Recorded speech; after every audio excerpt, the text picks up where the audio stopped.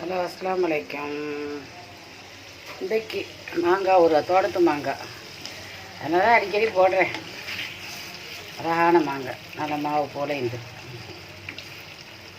அரிஞ்சு தந்தாலும் டக்குன்னு இது என்ன கடுகு, வெள்ளைப்பூடு,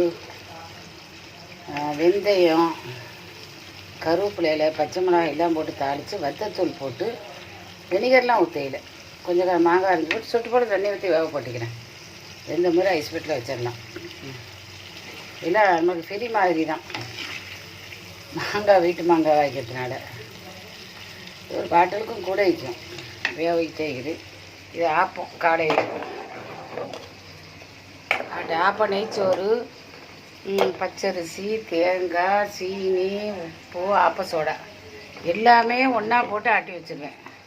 தேங்காய் பால் கொஞ்சம் இருந்தது ஊற்றுனேன். ரொம்ப சூப்பராக ஆப்பம் நல்ல இதாக வரும். பார்த்துக்கோங்க. நெய்ச்சோறு வந்துட்டாலே எனக்கு ரொம்ப விருப்பம். யார் உங்கிறத விட ஆப்பத்துக்கு போட்டால் தான் பெட்டர். எப்படி அழகாய்க்கிறான்னு பாருங்கள்.